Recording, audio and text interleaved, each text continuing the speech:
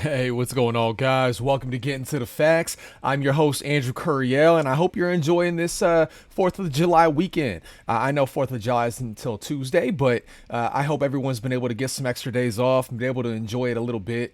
We all need some extra time off. I mean, Lord knows the world's just getting crazy. So the more we can spend with family and friends and just have good times and create good memories, that's what we need to be doing. So I just want to make sure I did an episode for Monday. Wanted to make sure we get at least one. We're not going to have one tomorrow for Tuesday just because of 4th of July. So we're not going to have that. But I wanted to get into a good topic because there's a lot of discussion going on with what just happened with the Supreme Court and overturning the affirmative action.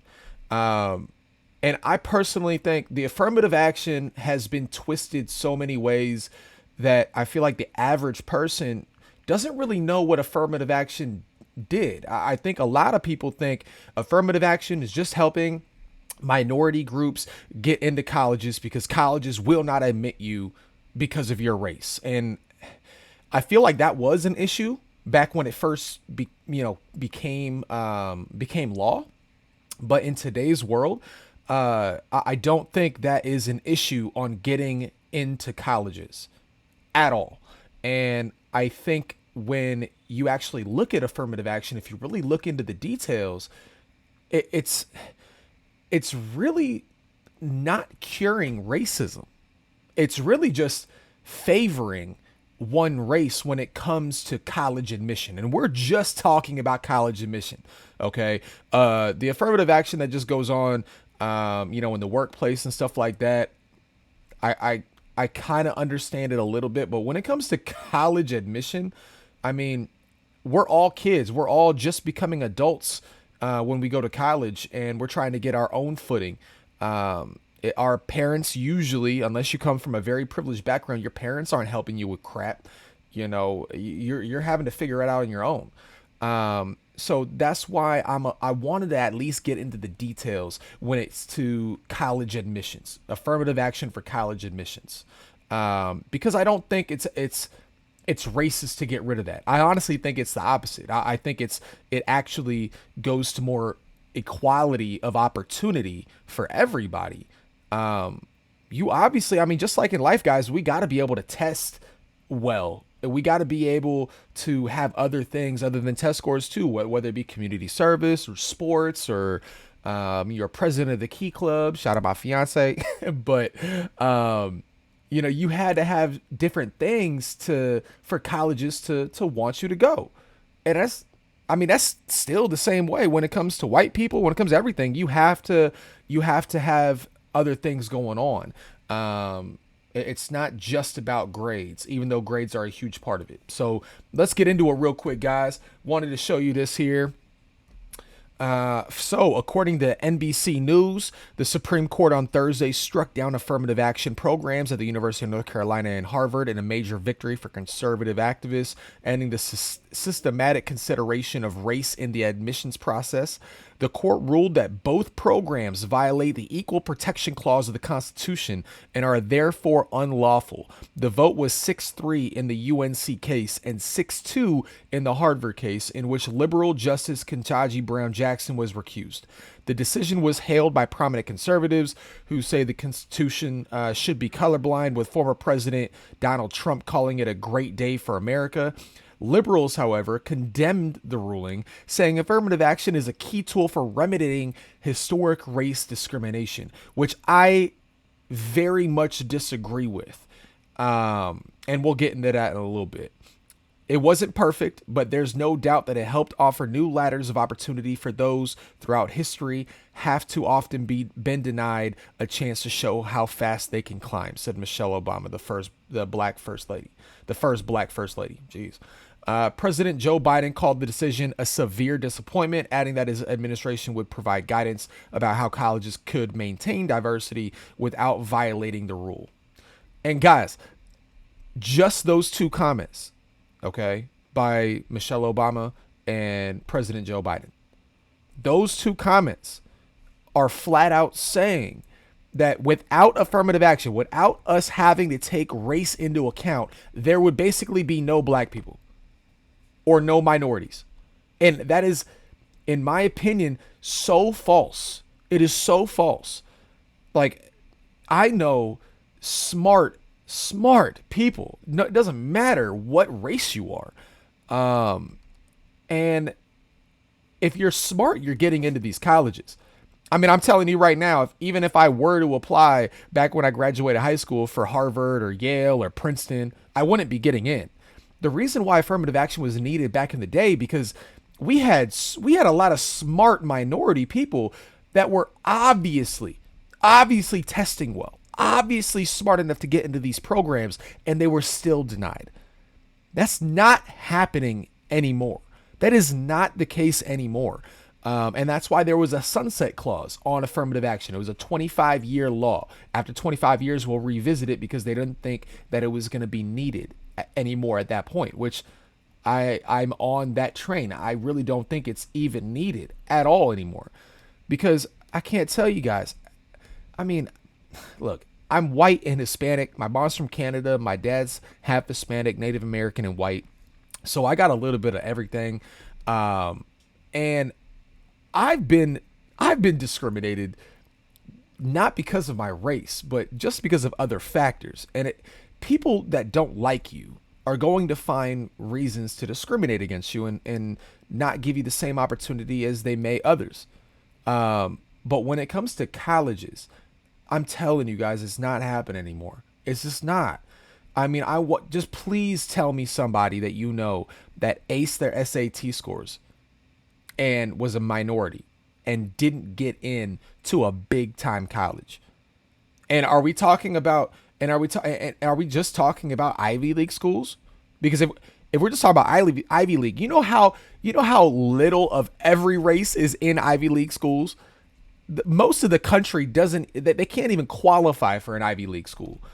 So we should be really just worried about, for a good D1 college, big college, Ohio State, Arizona State, UCLA, all these colleges. That's what we should be worrying about, making sure that they're not discriminated on just because of their race, which, I mean, I just want to see where you're seeing that anymore. And affirmative action was actually doing the opposite when it came to other races, which we're going to get into it here as well. Let me look over here. What is affirmative action? So we can get a little glimpse on it. And this is from usnews.com. In a higher education context, affirmative action, which stemmed from the civil rights movement in the 1960s, is the practice of considering student background characteristics, such as race, as a factor in deciding whether to admit an applicant. Schools engaging in affirmative action are more often selective colleges, recognizing there is unequal access to education opportunities in the U.S., says Catherine Mayer, a fellow in the Governance Studies program for the Brown Center on Education Policies of the Brookings Institution. Students' exposure to high-quality schools and the kind of preparation necessary to gain admission is unequally distributed across zip codes, she says. So affirmative action is one way to contextualize the opportunities that a student had during their K through 12 experience and the disadvantages in access to high-quality teachers and high-quality advisors that they may have had during high school. And guys, again, so even if you didn't come from an area that had the best education. I mean, I'm born and raised in Arizona. We're second to last in education in the whole country. Okay, second to last. It doesn't matter if you're black, white, purple, yellow. It really don't matter. If you're born and raised in Arizona and you went to school in Arizona, every school, our ranking across the entire state and our ranking for the entire country, we are second to last. I mean, that is unbelievable to me. So when I look at this, is it really going to help you get admitted into a college with a lower score than what would typically get you qualified, right? It would typically get you qualified with this certain score, but they're going to lower that bar so that way, you're automatically in. It looks like your score is good enough and you're a minority. We have certain quotas we got to hit when it comes to certain groups. So you're automatically in. But just because you got in doesn't mean you're going to excel. And I think that's the problem that people don't understand is like, okay, like, so you're saying that when they went through K through 12, because of their zip code and everything, students' exposure to high quality schools and the kind of preparation necessary to gain admission is unequally distributed. So you just think now because you let them in with a lower score, they're just going to excel in college? No, they're going to fail. They're going to flunk. They're going to waste student loan money. So now you got them into this big college that you know they didn't test good enough to get into, but you're doing it because the federal government is subsidizing student loans. So, and you can't get rid of student loan debt. If you file bankruptcy, you can get rid of every single debt you got except for student loans. So they're putting student loans on everybody's back, minorities' back, everybody's back. And we all know in today's world, financial freedom is freedom in today's society. You need money. The more money you have, the more freedom you have. And if they know that they can saddle you with $50,000 to $75,000 in student loan debt for a 4-year degree if you go to a big D1 school for all 4 years, they're already setting you up to fail. And I really want you guys to look at this. I really would love, and I want somebody to hit me up in the comments when it comes to this stuff, because I'm not speaking on emotion when it comes to it. I'm looking at the facts of what affirmative action was doing, and it's taking your race into consideration to where you don't need the score that you need to qualify. And guys, I mean, so what we're saying here is, just because you're black, Hispanic, some minority, we want you to not hit the mark and you're still going to be able to get in. I don't want that at all, because first off, I want to know that because of your merit and because of your hard work in school, you got the scores necessary to get into the college. And then second, I don't want you getting into a college that you can't properly test into, because all that means is that you're going to fail, and it's going to be harder for you, and it's going to hurt your confidence. It's going to hurt your financial pocket. It's going to hit everything. That's not what I want for any black person. That's not what I want from any Hispanic person that comes from poverty, to get into a school and them thinking that they actually tested good enough to get into the school. And then all of a sudden when they get there, they're realizing that they don't know half the stuff they need to know in order to test well and get good grades at that school. You know, and I think that's the biggest thing is they made it so emotional. They made it to where we're just looking at it pure off emotion. And when we do that, guys, we get into these pickles where now you're putting one race over the other. And I think that's a problem. Especially when it comes to like Asian Americans and the whole Asian community. We're going to look over here at this article, guys. Affirmative action hurts Asian Americans, but the left just shrugs. And I don't care about the opinion when it comes, but the left just shrugs. I really don't. I'm not looking at that. I don't give I'm about to make it R-rated, but I really don't care about that, guys. I just care about equality. No matter your race, no matter your religion, no matter where you come from, no matter anything. I don't care about that. I care about your skills and your knowledge to actually qualify for certain things. A merit-based economy, a merit-based society is what we should always go after.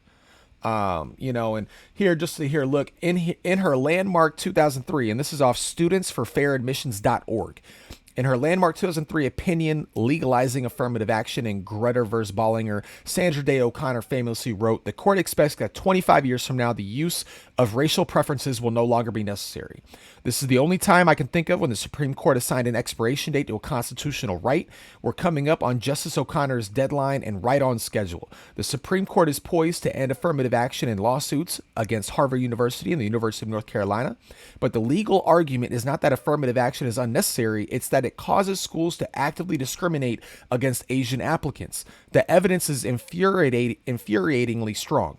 A 2009 study by Princeton professor Thomas Espenshade found that Asian applicants had to score 140 points higher than white applicants on the SAT to have the same chance of admission to elite colleges, 270 points higher than Hispanic applicants, and a whopping 450 points higher than black ones. Progressives usually argue that Espenshade himself said his evidence isn't a smoking gun because Asian applicants are possibly worse than other races on all the soft factors beyond GPAs and test scores. Because guys, just so you know, these big elite colleges, they're not just looking at your test scores either. They added other things to be able to, oh, well, we can add some other factors. So we can squeeze in a little more racial quota here and a little more racial quota here and all that stuff. And guys, this isn't solving racism. It's just favoritism for one race over the other, and that's the problem.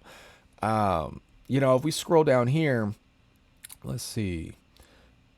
I thought this was pretty crazy because I didn't realize about this. It's kind of funny and sad that our anti-racist society buys the argument that elite colleges aren't discriminating against Asians because we're just cowardly, unlikable, unkind worker drones who aren't leaders. It's common knowledge that this is the exact same argument that Harvard made when it discriminated against Jews almost a century ago. Harvard wanted to reduce its population of Jewish students from 25 to 50%. The university called that, quote unquote, the Jewish problem. To accomplish this without imposing a strict quota, it introduced character requirements like leadership, which it found Jewish applicants consistently fell short on. It also introduced legacy admissions to further address its Jewish problem. And guys, I'm really against legacy admissions. Just because your parents went to that college does not mean you just get a golden ticket into the door.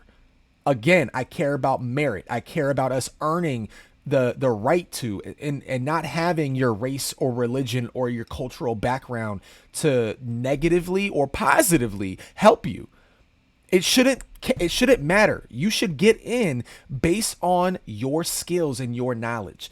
That is my biggest thing. I want everybody to win. You have to put in the work to win. And anybody who's been in sports or anything knows this, and I think that's what's so frustrating about this, because this shouldn't be a dividing topic. This should not at all. We should all be on the same page when it comes to this. In today's world, not the 1960s, but in today's world, we don't need this. It's just causing more derisiveness. It's causing more people to just be against each other, just purely based on skin tone. And that's what's so irritating when it comes to this, guys. And lastly, just so we can see, especially when it's like, okay, what are some things that we have to help people that minorities that don't come from a privileged background? I mean, there's a lot of white people that don't come from a privileged background, like myself, but there's millions upon millions of people. I think 60% of the United States is white, and I'm telling you, if you don't look. And please Google this and look at it yourself. But if you don't go based off the percentage of the population, so if you're not going just based off, only 17% of black people are in the United States, and going based off the percentage of that 17%, and you're looking at the total number, the total population number, the millions of people, the actual people, there's over, I think the last time I looked, and don't quote me, so please look this up. I want us to all do our own research. But we had over 10 to 15 million more white people living in poverty than any other people.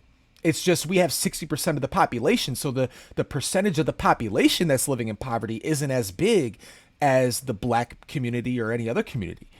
But that doesn't mean that the amount of people is less. And I think people get that confused. So again, I want to make sure we highlight this too, because I think it's important. The amount of scholarships for minorities that are already here. We're going to go through a list from scholarships.com. We got $1,000 scholarship from the BLM Scholarship Foundation. College scholarship is designed to address financial needs of minority college students and award outstanding high school graduates who plan to earn a bachelor or bachelorette degree from an accredited 4-year college or university with financial assistance. Annie Ibach Scholarship, another $1,000, is a one-time award given primarily to underserved students who offset the rising cost of undergraduate studies at historically black colleges and universities, HBCUs. This scholarship honors the late Mrs. Annie Ibach, a loving wife, mother, and RN from the Bay Area with a deep passion for supporting her community. Minority Teacher Education Scholarship, $4,000. The Minority Teacher Education Scholarship, MTES program, was created to be Florida's answer to diversity in teaching. For over 20 years, the Florida Fund for Minority Teachers Incorporated has answered the call and continues continues to provide the great state of Florida with higher quality, higher qualified minority teachers. William A. Crawford Minority Teacher Scholarship. That one varies. I'm only going to go over the ones that give me the amount. APSA Diversity Fellowship Program, another $5,000. The APSA Diversity Fellowship Program is a fellowship competition for individuals from underrepresented backgrounds applying to or in the early stages of doctoral programs in a political science. And then we got another $10,000 NBCC Minority Fellowship Program for mental health counselors. NBCC Minority Fellowship Program for addiction counselors, another $15,000. The Zeta Phi Beta EPZ Academic Scholarship, another $1,000 there. We got another $4,500 from Frank M. Snowden Jr. Undergraduate Scholarships. ASA Minority Fellowship Program, another $20,000. Student Excellence in Archaeology Scholarships, $3,000. EPP Undergraduate Scholarship Program, $45,000. ABF Summer Undergraduate Research Fellowship, $6,000. Advantage Iowa Award, $32,000. Era L and Francis L. Walker Scholarship. That one varies. Let me see. We got another one. Empower Artist Grants, $10,000. We have another $5,000 from the NMF Primary Care Leadership Program. I mean, guys, AMS Scholarship for Underserved Communities, $6,000. Like, to say that we don't have things to help people that are in financial hardship when they're minorities coming from underserved areas is insane. We don't need colleges looking at race to determine if we should let them in or not. And especially when Asian Americans have to score higher than any other race by a lot. I mean, they got to outscore white people by over 130 points.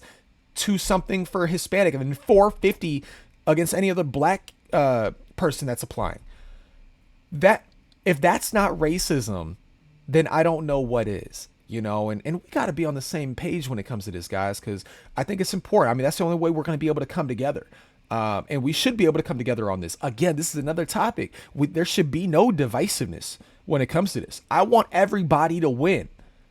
I want everybody to have the chance to win, more importantly. And I want everybody to have the fair chance to win, no matter what race, religion, or background you come from. That's equality, not favoritism and letting certain minorities, not every minority, okay, certain minorities to score less than others. That's a problem. And I think it's just something that we really got to talk about, and we can't be scared to show our opinions on this, especially when it's based on facts. I'm not trying to be emotional when I come about this. That's why I want to show these articles and show the scholarships, show the different stats when it comes to this, guys. Because I don't make decisions like this. I don't think about politics or anything without being logical and without thinking about the factual basis, because not everybody has the same viewpoints as me. And I want to make sure I'm fair when it comes to that, So, but I really appreciate you guys. I really hope you liked the episode. I know it was a little spicy of a topic, but I think it's an important topic that we need to be more vocal about and just more aware of, when it comes to this stuff. So really appreciate you guys. Make sure you press like on the video here if you liked everything, and subscribe to the channel if you haven't already. Really appreciate it, guys. And I really hope you have a good 4th of July, and I'll see you on Wednesday. But stay blessed and stay safe out there. I'll see you later.